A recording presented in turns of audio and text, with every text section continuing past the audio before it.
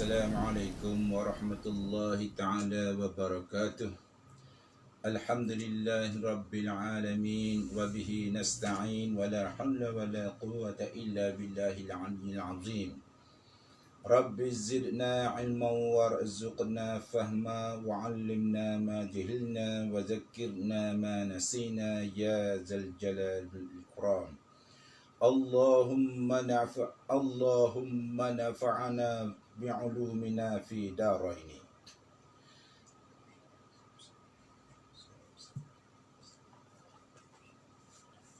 ก็สลามแด่พ่อแม่พี่น้องที่เคารพและผู้ที่ติดตามเรียนทางไลฟ์สดทาง Facebook ซึ่งในวันนี้ก็เป็นหัวข้อเดิมก็คืออาลามัตกิยามัตครั้งที่5ซึ่งอาลามัตกิยามัตนี้ก็ผ่านพ้นไปแล้วถึง4 ครั้งแล้วก็ยังไม่จบนะครับก็ยังมีต่ออีกหลายๆครั้งส่วนวันนี้ก็เป็นครั้งที่5ซึ่งเป็นอาลามัตกิยามัตอย่างที่เราบอกตั้งแต่ต้นแล้วว่าทั้งหมดนั้นอุลามะได้รวบรวมมีถึง500อาลามัตกิยามัตและที่เกิดมาแล้วก็300 กว่าอย่างแล้วซึ่งเป็นที่เราจะต้องเตรียมเสบียงริยาประมาทตอนนี้แต่ละอย่างแต่ละข้อที่รอซูลุลลอฮ์บอกนั้นล้วนแต่มันจะทำให้เกิดความเอนซอฟความสำนึกตัวความยำเกรงต่ออัลลอฮ์ความไม่ประมาทมันจะเกิดขึ้นกับคนที่มีความศรัทธาต่ออัลลอฮ์ซุบฮานะฮูวะตะอาลาและศรัทธาต่อวันสิ้นโลกซึ่งแน่นอนที่สุดเป็นสิ่งที่มุสลิมทั่วโลกไม่ปฏิเสธเพราะอาลามัตกิยามัตหรือศรัทธาต่อวันกิยามัตนั้นเป็นรุกุลอีมานหนึ่งในรุกุลหลักศรัทธารุกุลอีมาน6 ประการซึ่งไม่สามารถจะปฏิเสธได้ซึ่งวันก่อนเราก็ได้อ่านมาหลายอาลามัตแล้ววันนี้ก็ต่อจากวันนั้น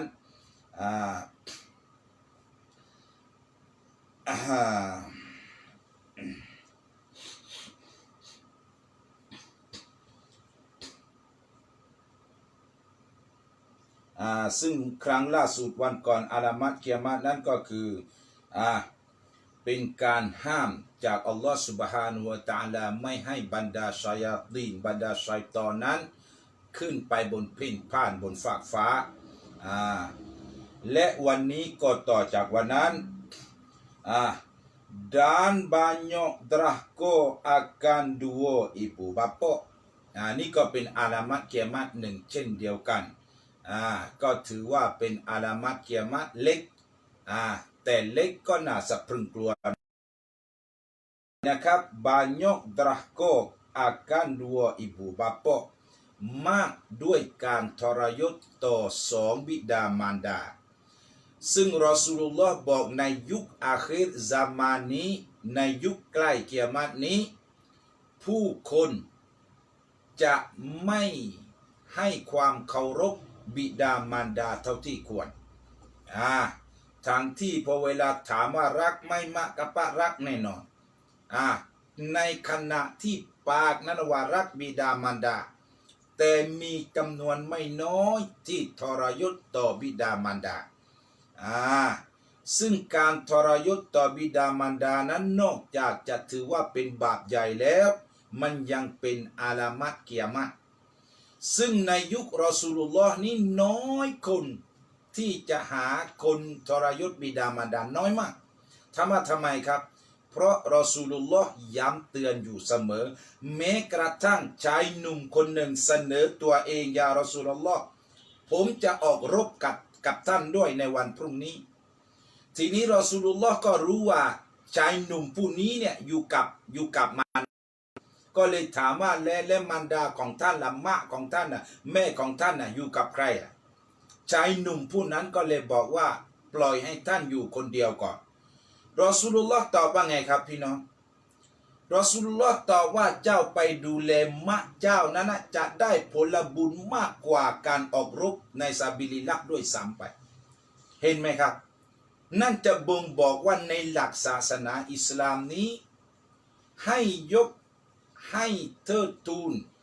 แต่ไม่ใช่ให้กราบไหว้นะครับก็คือให้เชื่อฟังบิดามารดา จนในอัลกุรอานห้ามแม้กระทั่งกล่าวว่าอุฟถือว่าไม่ได้แล้วเราได้ยินบ่อยคำนั้นวะลาตะกุลละหุมาอุฟฟินวะลาตันฮารุมาวะกุลละหุมาเกาลันกะรีมาวะลาตะกุลละหุมาอุฟเจ้าอย่ากล่าวแก่ทั้งสองท่านนั้นอย่ากล่าวแก่บิดามารดาว่าอุฟอุฟนี่ศาสนาห้ามเลยนะอัลลอฮ์ห้ามเลยนะนักภาษารายการที่เราทำหน้าโกรธหน้าบูดหน้าเบี้ยวตะคอกตะเพิดยิ่งบางคนถึงกระทั่งตีทุบเตะสารพัดยิ่งแรงเข้าไปอีกขนาดกล่าวอุฟศาสนาห้ามเลยนะนั่นคือความประเสริฐของบิดามารดาเพราะสองท่านนั้นเป็นอัสบาบของการเกิดเราถ้าไม่มีสองท่านนั้นก็ไม่มีเราเป็นอัสบาบุลอาดีเพราะถามว่าเพราะแน่นอนทุกคนรู้ว่าทุกคนเกิดจากท้องพ่อท้องแม่ไม่มีใครเกิดจากกอไผ่สักคนไม่มีใครเกิดจากกอกล้วยสักคนด้วยเหตุนี้แหละเมื่อเกิดมาแล้วทั้งเจ็บทั้งปวดทั้งแสบทั้งต้องหยุดงานทั้งต้องอดหลับอดนอนทั้งสุขภาพก็เสียหายคือทุกอย่างลงที่บิดามารดาหมดกว่าจะเลี้ยงเราเจริญเติบโตเป็นผู้เป็นคนถ้านับเป็นตังไม่รู้จำนวนเท่าไหร่หมดกับเรานะยิ่งถ้านับเวลาที่เสียการอดหลับอดนอนยิ่งหนักหนาสาหัสยิ่งมากเข้าไปอีกนอนไม่เต็มตากินไม่เต็มพุงคนเป็นบิดามารดานั้นแน่นอนที่สุดถ้าของมีจำกัดลูกอิ่มก่อนต่อพ่อแม่จะกินตามหลังเห็นไหมครับจะด้วยสาเหตุตรงนี้แหละเลยศาสนาอิสลามนั้นห้ามเด็ดขาดจะกล่าวคำว่าอุฟแต่พอในยุคอาคิรซามานรอซูลุลลอฮ์บอกว่าอุมมะของท่านนั่นแหละจำนวนไม่น้อยที่ดราโกทรยศไม่เชื่อฟังไม่ต่ออัตต่อบิดามารดาซึ่งการต่ออัตต่อบิดามารดาพี่น้องต้องเข้าใจนะครับถ้าหลักศาสนาอาศัยหุกมเดิมฮารุสอาศัยเดิมฮารุสนะถ้าสมมุติอะไรก็ตามที่หุกมฮารุสนะถ้าเป็นคำพูดที่ออกมาจากปากบิดามารดาคำนั้นเนี่ยจะกลายเป็นวาญิบทันที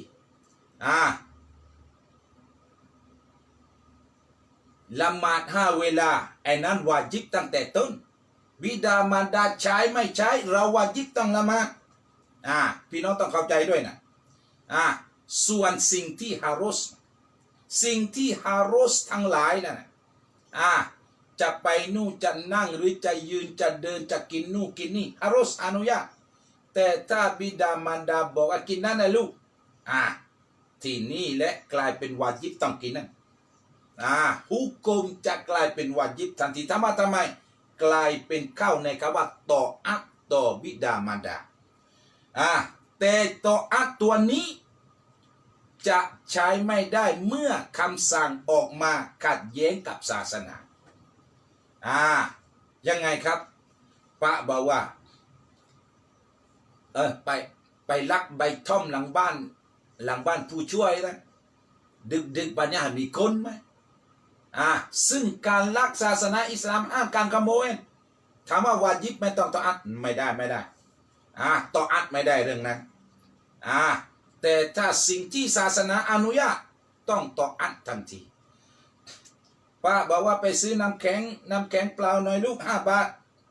วาญิบนั้นต้องไปซื้อนะจากปกติจะซื้อน้ำแข็งไม่ซื้อไม่ใช่บาปซื้อก็ได้ไม่ซื้อก็ได้แต่เมื่อคำสั่งออกเป็นคำสั่งของมะกลายเป็นวาญิบต้องซื้อเห็นไหมครับแต่พอยุคอาคิรซามานนี้คนที่เป็นลูกจะไม่ค่อยให้ความสำคัญกับบิดามารดาเลยทำให้เราได้เห็นบ่อยครั้งเห็นอย่างมากมายเห็นอย่างดาดดื่นลูกมีฐานะ บ้านตึกรางบ้านช่องใหญ่โตแต่สร้างกระต๊อบเล็กๆข้างๆบ้านให้บิดามารดาอยู่เห็นไหมครับยุคอาคิรซามานเราได้เห็นของแปลกๆนั่นคืออาลามัตกิยามัตครับ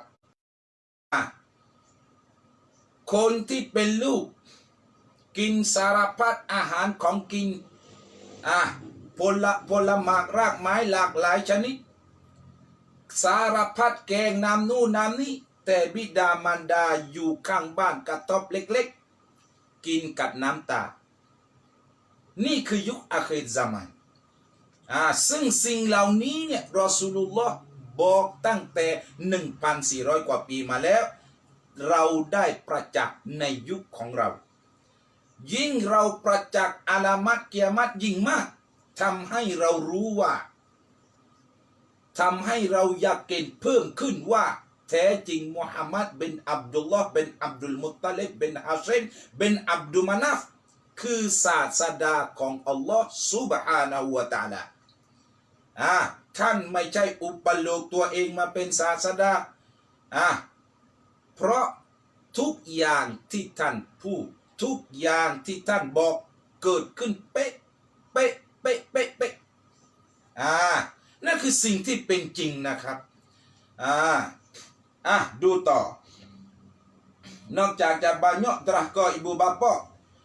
dan menjadiดูนะครับdan banyak derahka akan dua ibu bapa dan menjadikan orang besar akan anak-anak akan kanak-kanak dan menjadikan orang besar akan kanak-kanakพี่น้องดูให้ดีนะครับคำนี้เนี่ยถ้าพี่น้องอ่านเองนะครับถ้าพี่น้องแปลตรงตัวมันไปคนละเรื่องเลยนะพี่น้องดูให้ดีนะ dan menjadi orang และได้แต่งตั้งทำให้เป็นด้วยคนbesarคนใหญ่akan kanak-kanak กันเด็กๆความหมายไม่ใช่อย่างนี้นะครับไม่ใช่แปลอย่างนี้แหละแต่ไม่ได้หมายความว่าอย่างนี้และหมายความว่ายังไงหมายความว่ายุคอาคิรซามานนี้จะเอาคนป๊อกแป๊กถูกยกขึ้นเป็นผู้หลักผู้ใหญ่หรือถ้าภาษาบ้านอีกคำหนึ่งที่เขาว่าคางคกขึ้นวอคางคกมันต้องอยู่ในนาไม่ใช่อยู่บนวอแต่นี้เอาคนไม่มีพูดง่ายๆว่าไม่มีคุณสมบัติยกยอขึ้นไปนี่ในกิตับบอกอย่างชัดเจนนั่นคือความหมายว่าmenjadikan orang besar akan kanak-kanakถูกแต่งตั้งให้เป็นคนใหญ่คนโตแต่งตั้งใครkanak-kanak kanak-kanakถ้าเราแปลก็คือเด็กๆความหมายตรงนี้หมายถึงคนอ่อนทั้งวิชาการอ่อนทั้งความคิดความอ่านก็คือพูดง่ายๆว่าด้อยไปกว่าเพื่อน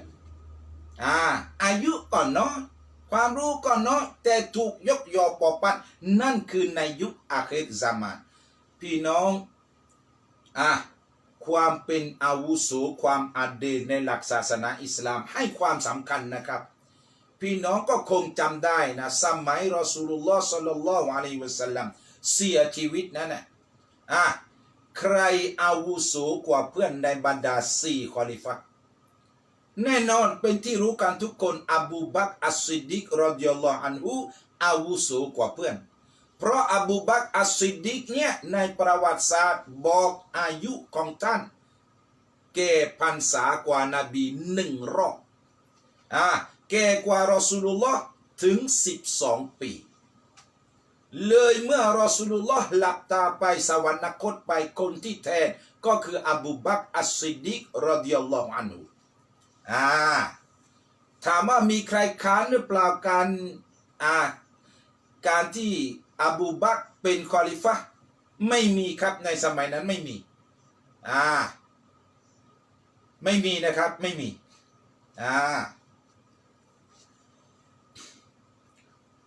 ถามว่าตอนนั้นซะดีนาอาลีล่ะซะดีนาอาลียังหนุ่มครับซะดีนาอาลียังหนุ่ม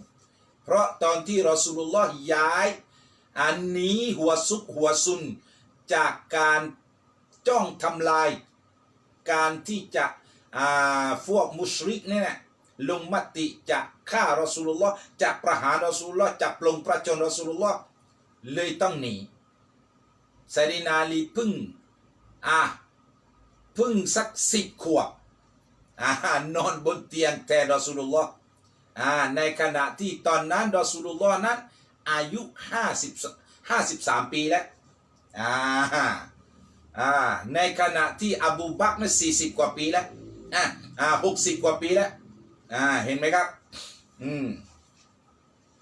แล้วทีนี้มันตรงกับด้วยสิ่งที่รอซูลุลลอฮ์กล่าวว่าลาวูซินาอีมานุอบีบักรินบิอีมานิลอาลามีนละรอจะฮะถ้าเอาอีมานของคนทั่วไปบนโลกใบนี้ไม่นับอีมานนบีไม่นับอีมานศาสดาคือคนทั่วไปแบบเราท่านเนี่ยไปชั่งกับอีมานอบูบักรอัสซิดดิกรอฎิยัลลอฮุอันฮุลารอจะฮะแน่นอนอีมานอบูบักรหนักกว่าเลยรวมหลักฐานทั้งหมดนั้นสายอาลิสุนนะฮ์วัลญะมาอะห์เป็นตำแหน่งที่สมเหตุสมผลที่สุดที่อบูบักรอัสซิดดิกรอฎิยัลลอฮุอันฮุเป็นคอลิฟะห์คนแรกมาอัพนะครับ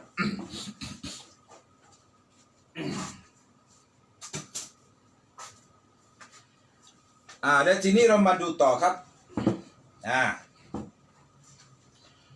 ซึ่งเป็นอาลามะกิยามะฮ์เมื่อกี้ที่อ่านว่าที่ในกิตาบบอกว่าคนเด็กๆจะถูกยกให้เป็นผู้นำเมื่อความรู้อ่อนวัยวุฒิอ่อนนู่อ่อนนี่อ่อนความคิดความอ่านมันก็อ่อนตามสิครับเมื่ออ่อนตามและทีเนี้ยมันพูดง่ายๆว่ามันจะไม่ค่อยนั้นเท่าไหร่ไม่ค่อยดีเท่าไหร่ผลงานออกมามันก็ย่อมไม่ดีเมื่อเกิดสภาวะผู้นำเป็นอย่างนั้นผลงานออกมาคือไม่ดีนั่นแหละเลยในศาสนาเนี่ยให้เลือกคนที่มีความรู้คนที่มีความอาวุโสแต่ในยุคอาคิรซามานี้มาสิ่งเหล่านี้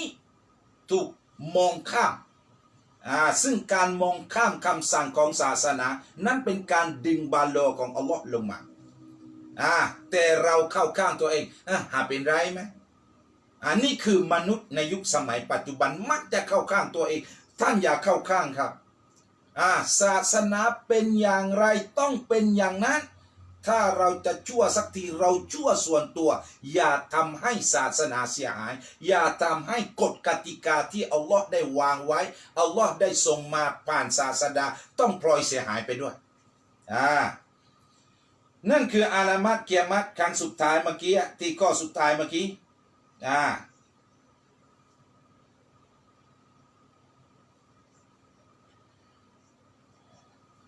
dan berpanjangan di dalam negeri เมื่อการนอกนั้นเป็นผู้นำความต่อเนื่องยาวนานในการปกครองมากกว่านาน dan banyak pasif segala negeri dan banyak pasif segala negeri นี่กิตาบบอกนะครับ dan banyak pasif และมากด้วยการบาปใหญ่ปาซิกฟาซิกุนแต่ถ้าฟาซิดนอันนั้นไม่ถึงตกมรตัดอันนี้ฟาซิกุนฟาซิกด้วยตัวกอบนี้จะไม่ถึงบาปใหญ่คนบาปใหญ่จะมีอย่างดาดดื่นในเมืองนี่รอซูลุลลอฮ์พูดนะครับbanyak pasik segala negeri pasik มีมากในเมืองแต่ไม่ใช่ทุกคนนะครับพี่น้องฟังให้ดีเข้าใจให้ดีนะครับไม่ใช่ทุกคนแต่รอซูลุลลอฮ์บอกว่ามีมาก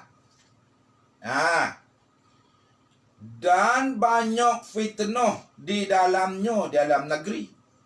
เมื่อคนปาซิกเยอะในเมืองฟิตนะห์ก็มากมายดาดดื่นเกิดขึ้นในเมืองนั้น ไม่ว่าจะเป็นเมืองไหนในยุคอาคิรซามานั้นในภาพรวมของเมืองนั้นจะเต็มไปด้วยคนปาซิกจะมากด้วยคนปาซิก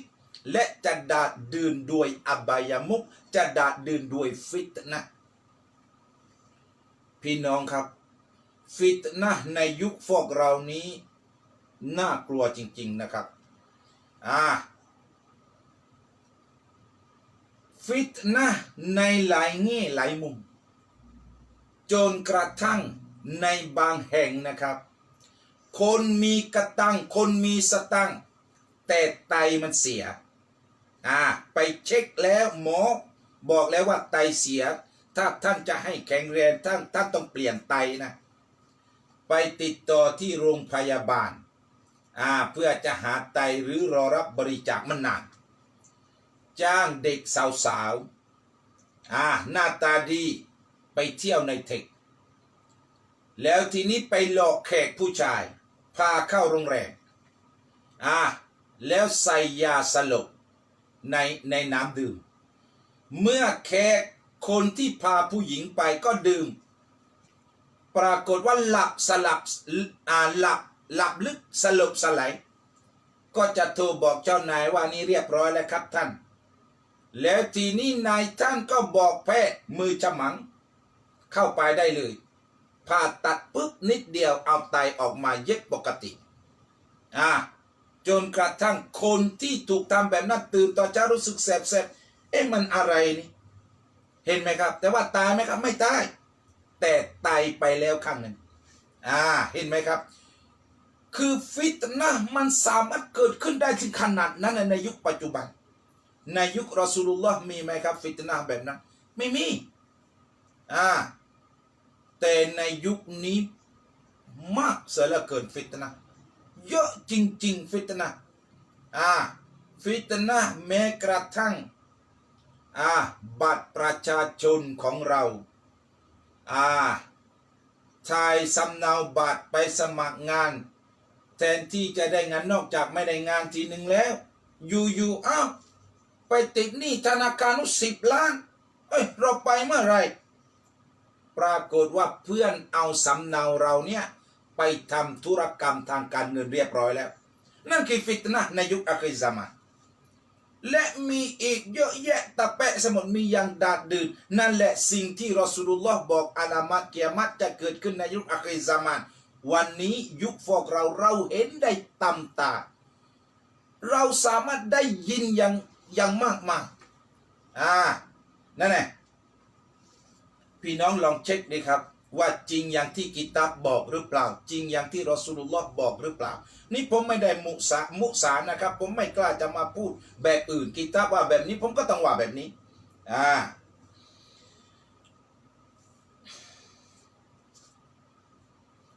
dan duta dan setengah daripadanya และส่วนหนึ่งdaripada alamat kiamatเป็นอาลามัตกิยามะฮ์อีกเช่นกัน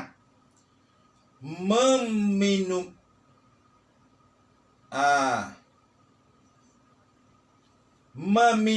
arak meminum arak หมายถึงbanyak meminum arakมากในการดื่มเหล้าหมายความว่ายังไงหมายความว่าคนทั่วไปในสังคมนั้นจะกินเหล้าอย่างดาดดื่นกินเหล้าอย่างมากมายกินเหล้าเหมือนกับกินแต่ออกกินเหมือนกินน้ำเปล่า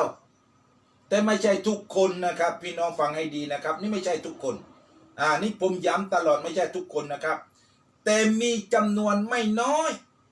ที่กินเหล้าอย่างมากมายกินเหล้าเหมือนกับกินแต่ออกถามว่าในยุครอซูลุลลอฮ์กินไหมครับไม่ครับถึงแม้ว่าก่อนที่อายะห์อัลกุรอานจะห้ามกินเหล้าซอฮาบะห์แต่ละคน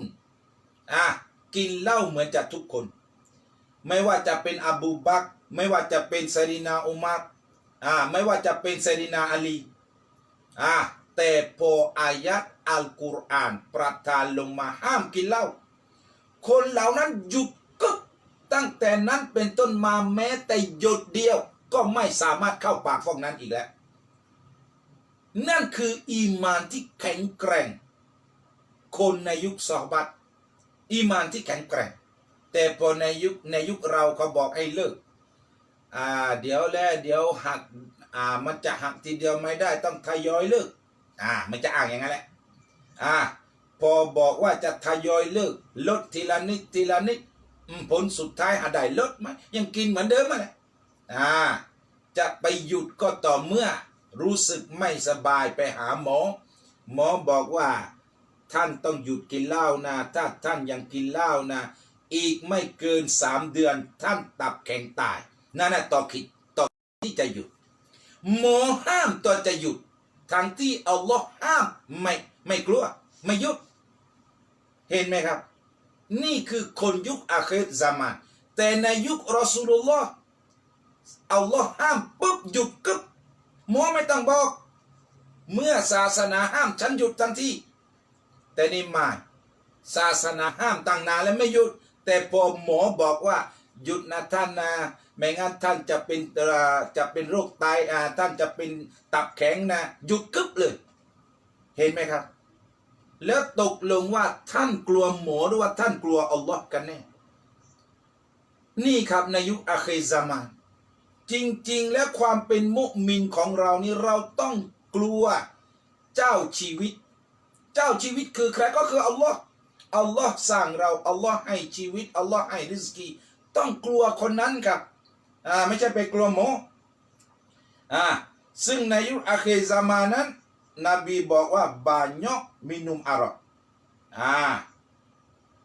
ความที่อยากจะกินของมึนเมาประเภทคนจนก็รวงข้าว32 ดีกรีแรงไปหน่อยชุนไปหน่อยหรือบางคน28 ดีกรีไอ้ที่มีตังหน่อยเรดเลเบลมีตัง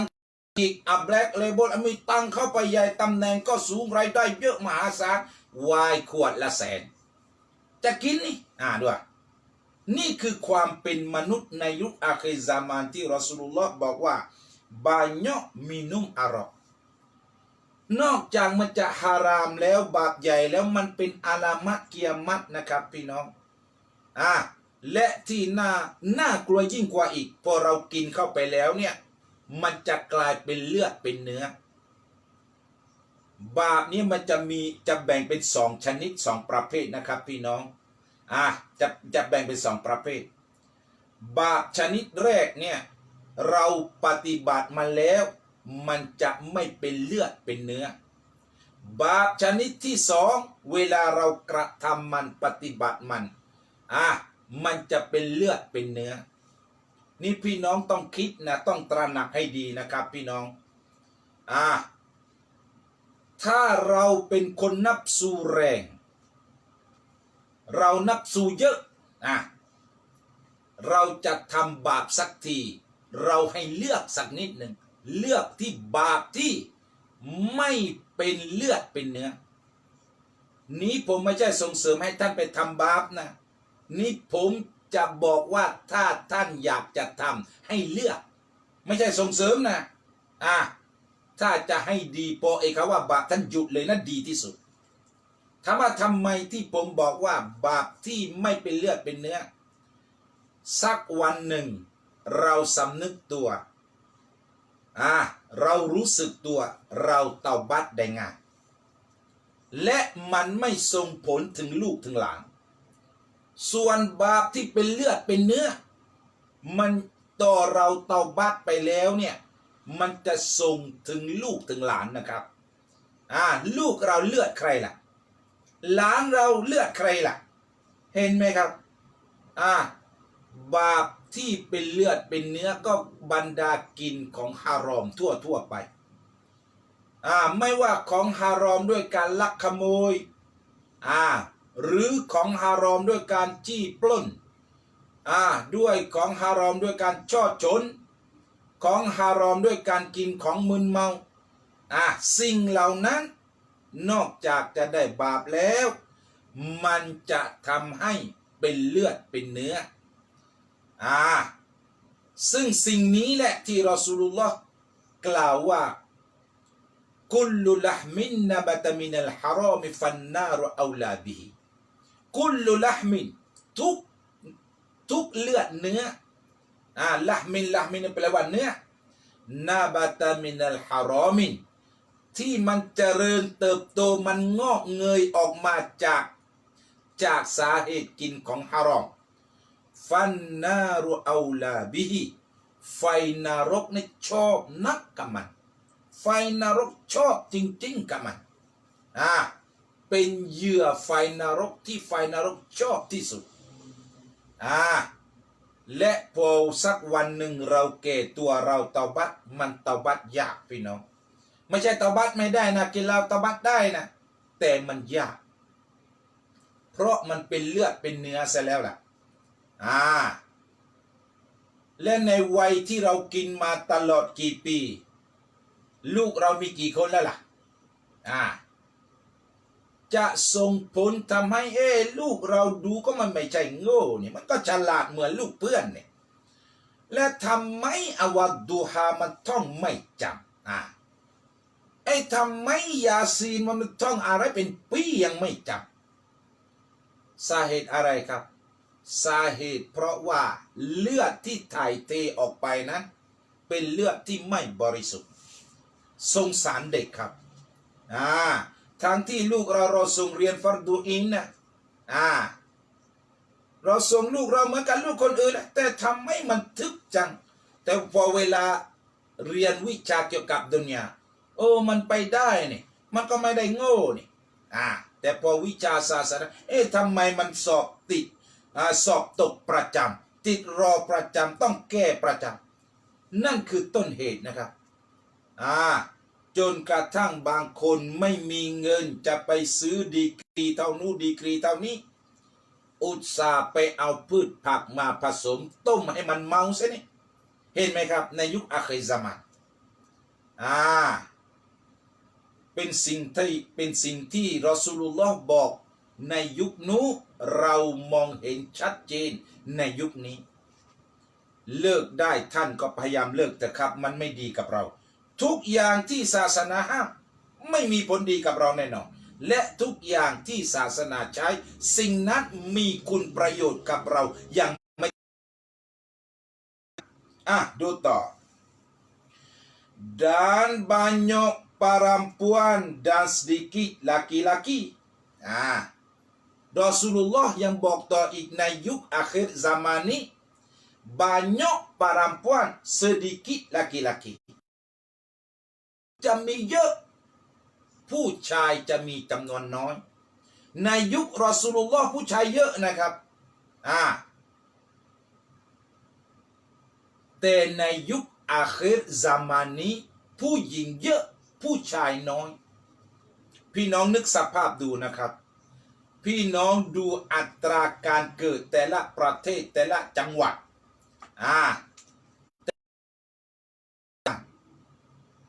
อัตราการเกิดนี่ผมจะสมมุตินะครับภายใน100 คนทารกเนี่ยผู้หญิง60ผู้ชาย40ผู้ชายนี่40ทารกนั้นกว่าจะเจริญเติบโตนะครับพี่น้องกว่าจะเจริญเติบโตเข้าสู่วัยสามารถมีครอบครัวได้ก็20ต้นหรือ25ด้วยประมาณนั้นแหละกว่าจะเจริญเติบโตใน40 คนนั้นแหละตายด้วยซิ่งรถแข่งรถซิ่งรถในตายด้วยซิ่งรถมั่ง7-8 คนตายด้วยทะเลาะเบาะแว้งตีรันฟันแทง7-8 คนตายด้วยการเป็นโจรเป็นอะไร5-6 คนและไปเป็นกระเทยอีก10-20 คนและที่เหลือไม่กี่คนก็เป็นเกย์อีกแล้วนั่นแหละคือเหตุผลว่า ในยุคอาคิรซามานผู้ชายมีน้อยผู้หญิงมีเยอะพี่น้องสามารถสังเกตได้ไม่ว่าพี่น้องจะเดินไปไหนจะไปห้างในตลาดหรือจะไปจังหวัดไหนอำเภอในเมืองไหนเดินไปด้วยผู้หญิงทั้งนั้นแหละนี่คือในยุคอาคิรซามานความที่ผู้ชายมีน้อยกว่าผู้หญิงมีมากกว่าในกิตาบบอกว่าHingga adalah bagi 50 orang perempuan itu จนกระทั่งจนกระทั่ง50 สตรีผู้หญิง50 คนนั้นorang yang memelihara akan seorang laki-laki อยู่ภายใต้การดูแลของผู้ชายแค่คนเดียวที่โต๊ะครูเปรียบเทียบว่า1:50เพราะในตัวบทหะดีษบอกนะครับบางหะดีษ1:70ก็มีนะครับในกิตาบนี้บอก1:50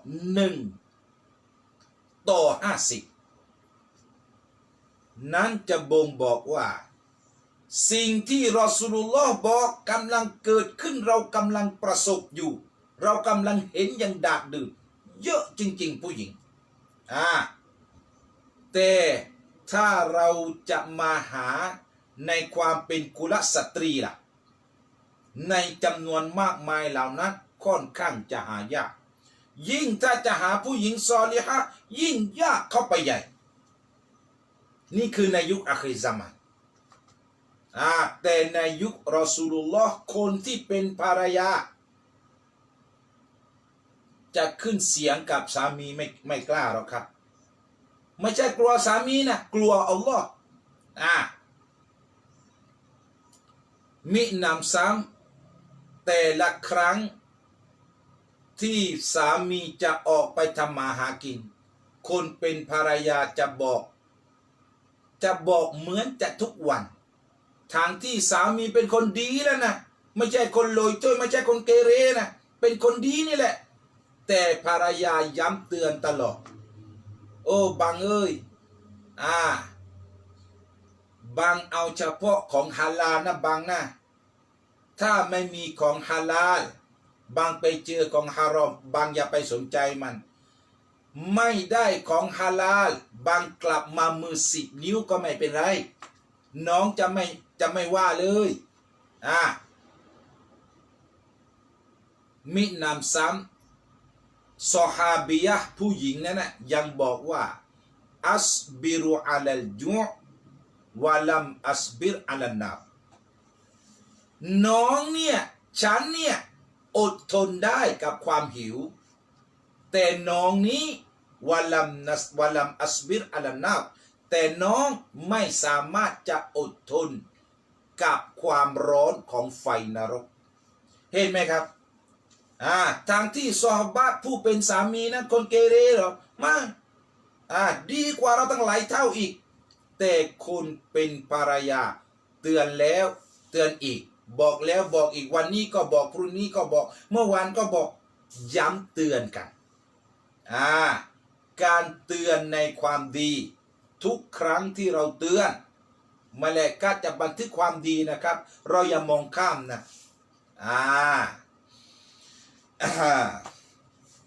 นั่นคืออาลามัตกิยามะฮ์ที่อ่านเมื่อกี้ก็คือคนนั่นแหละ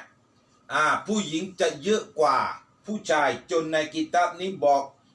50:1ทีเดียว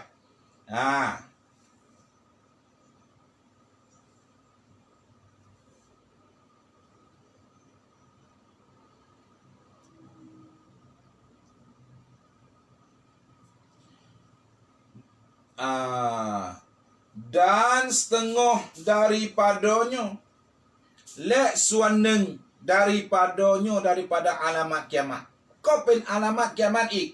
ที่รอซูลุลลอฮ์บอก maka memeliharakan yang hina และแล้วถูกยกยอปอปั้นคนที่ร้ายเกียรติ ร้ายเกียรติในหลักศาสนาแต่ถูกยกยอเหมือนกับคนที่มีเกียรติในศาสนา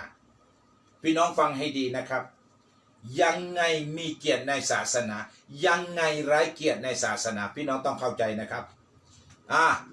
คนที่มีเกียรติในศาสนานอกจากตระกูลดีพ่อแม่มีความรู้มีมารยาทมีสกุลรุนชาติตามหลักศาสนาอิสลามแล้วเนี่ยลูกที่เกิดมากับพ่อแม่นั้นเขาก็เรียกว่าลูกคนที่มีตระกูลผู้ดีตามหลักศาสนาไม่ใช่ผู้ดีอังกฤษนะนี่พูดถึงเรื่องศาสนาส่วนถ้าเกิดว่าเป็นตระกูลที่พ่อแม่ลูกกินเหล้าไม่เว้นแต่ละวันแม่ก็เล่นป๊อกเด้งเหมือนจะทุกวัน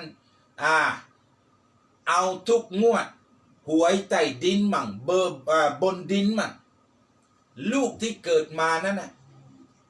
ตามหลักศาสนาลอยถ้วยแหละลูกคนลอยถ้วยแต่ไม่ได้หมายความว่าลูกลอยถ้วยแต่เขาเรียกว่าลูกคนลอยถ้วยแต่ในยุคอาคิรซามานี้รอซูลุลลอฮ์บอกว่าลูกคนลอยถ้วยนี่แหละจะถูกยกย่อปอปั้นSabda Nabi sallallahu alaihi wasallam la taqumus sa'atu hatta yakuna as'adun nasi bid dunya laka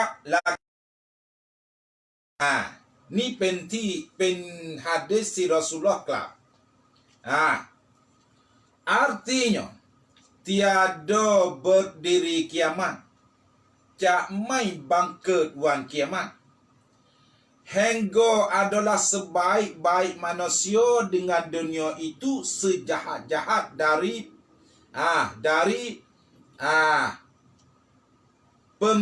pemdia anak yang jahat พี่น้องดูนะครับรอซูลุลลอฮ์กล่าวว่า tiada berdiri kiamat จะไม่เกิดขึ้นวันเกียรติจะไม่บังเกิดHenggo adalah sejahat-jahat manusia จนกระทั่งมนุษย์ที่เลวที่สุดหมายความว่าคนลอยโจ้อย่างที่ผมอธิบายเมื่อกี้แหละ dengan dunia itu sejahat-jahat daripada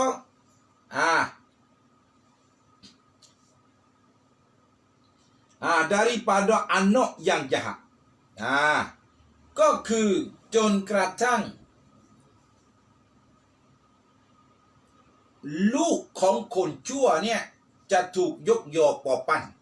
พี่น้องฟังให้ดีนะครับในหลักศาสนาอิสลามเนี่ยลูกของคนที่ชั่วตามหลักศาสนาคือบิดามารดาไม่อยู่ในกรอบศาสนาหรือลูกที่เกิดมาไม่ผ่านการนิกะห์ถือว่าเป็นนั้นนี้ผมพูดในแง่ความไม่ดีนะครับผมไม่ได้บอกในแง่ลูกผิดนะคนละประเด็นกันนะไอตัวเด็กนะยังไงมันไม่ผิดอยู่แล้วเด็กมันบริสุทธิ์ตลอดคือครอบครัวที่ดีในหลักศาสนาอิสลามเนี่ยนอกจากจะต้องปฏิบัติศาสนกิจอย่างเคร่งครัดถึงไม่ขยันจนเกินไปก็5 เวลาคือไม่ทิ้งถึงแม้ว่าตะยุดไม่ตื่นรอวาเตกไม่เอาสูรุกไม่ทำดูอาไม่ปฏิบัติแต่5 เวลาไม่ทิ้งก็ถือว่าเป็นคนดีตามหลักศาสนาอิสลามแล้วนะแล้วทีเนี้ยอยู่เป็นคนที่นิยมสิ่งที่ดีนิยมตามหลักศาสนาอิสลามไม่เบียดเบียนใครไม่ใส่ร้ายใครไม่ยุแยงตะแคงรั่วนั่นแสดงว่าคนดีครอบครัวใดที่อยู่ลักษณะแบบนั้นเขาเรียกว่าครอบครัวที่มีความดีในทัศนะของอัลลอฮ์ลูกในครอบครัวนั้นเป็นลูกที่ดีในตามหลักศาสนาแต่ถ้าอีกครอบครัวหนึ่งอยู่มายังมั่งไม่มายังมั่งบางทีไม่ละหมาดเลยบางทีเราก็กินกับพนันก็เล่นหวยก็แทงยุแยงตะแคงรั่วก็เก่งอิจฉาตาร้อนก็ที่หนึ่งใส่ร้ายป้ายสีก็ไม่แพ้ใครเขาเรียกว่าครอบครัวชั่วในหลักศาสนานะครับ และลูกที่เกิดมาก็ลูกที่ลอยเต้ยแหละตามหลักศาสนาแต่รอซูลุลลอฮ์บอกว่าจะไม่เกิดกิยามะฮ์จนกระทั่งลูกคนเหล่านี้เนี่ยไอคนที่ไม่ดีเหล่านี้จะถูกยกยอปอปั้นเห็นไหมครับในยุคอาคิรซะมานนี้ผมอ่านตามที่รอซูลุลลอฮ์บอกไม่ใช่เป็นกิตาบผมเองท่านอย่ารู้สึกน้อยใจสิ่งที่รอซูลุลลอฮ์พูดถ้ามันแทงใจดำเราตะบัดเสียเราอย่าไปโกรธใครไม่มีประโยชน์กับการโกรธใครศาสนาอิสลามบอกทั้งสิ่งที่ดีและบอกทั้งสิ่งที่เลวเราอยากจะเป็นคนดีเราก็ทำสิ่งที่ดีสิครับและปลายทางการตอบแทนของเราก็คือสวรรค์จันนะห์ของอัลลอฮฺซุบฮานะฮูวะตะอาลาแต่ถ้าเราฟังแล้วมันเฉยอะลามัตกิยามะฮ์เราต้องระวังแล้วนั่นแสดงว่าเราเนี่ยหัวใจเรากระด้างหัวใจเราแข็งซะแล้วนะพอหัวใจแข็งนี่อันตรายนึกถึงสวรรค์มันก็เฉยไม่อยากจะได้นึกถึงนรกมันก็เฉยไม่รู้สึกจะกลัวสักนิดนึงน่ากลัวนะครับซึ่งสิ่งที่รอซูลุลลอฮ์บอกเหล่านี้ล้วนแต่จะทำให้เราเกิดเอนซอฟเกิดความสำนึกคิดได้เช็คตัวเองในแต่ละวันปัจจุบันเราปฏิบัติละหมาดนับรุกล13ได้หรือยังอ่านฟาติฮะห์ถูกหรือยังอ่านตะฮิยัตถูกหรือยังนับซิฟัต20ครบหรือยังสิ่งเหล่านี้เราจำเป็นต้องรู้ครับเพราะเป็นสิ่งที่เราจะต้องปฏิบัติมันเป็นสิ่งที่เราจะต้องเราอย่าไปรู้สิ่งที่ยังไม่จำเป็นกับเราเอาสิ่งที่จำเป็นกับเราก่อนเราอย่าไปคิดจะไปซื้อผ้าม่านในสภาพที่ตัวเองยังแก้ผ้านะหาผ้าถุงใส่ก่อนแล้วค่อยไปหาผ้าม่านนะแต่ในยุคอาคิรซะมานนี้สิ่งใดที่สำคัญมนุษย์มักจะเพิกเฉยไปขวายคว้าสิ่งที่ไม่ค่อยจะสำคัญวันนี้ก็น่าจะพอประมาณเท่านี้ในครั้งต่อไปdan telah menyebut oleh Al-Arif Asy-Sya'raniครั้งต่อไปเรามาอ่านอาลามะกิยามะฮ์กันต่อยังมีอีกเยอะนะครับก็สุดท้ายนี้ขอพระองค์อัลลอฮ์เปิดตาเปิดใจให้กับพ่อแม่พี่น้องให้มีความอยากรู้อยากปฏิบัติอามัลอยากชดเชยอามัลและมีความยำเกรงและให้อัลลอฮ์ประทานสิ่งดีๆแก่ท่านและปกป้องสิ่งที่เลวร้ายให้ห่างไกลจากท่านวะบิลลาฮิตตอฟิกวัลฮิดายะฮ์วัสสลามุอะลัยกุมวะเราะห์มะตุลลอฮิตะอาลาวะบะเราะกาตุฮ์วัลลอฮุอะลัม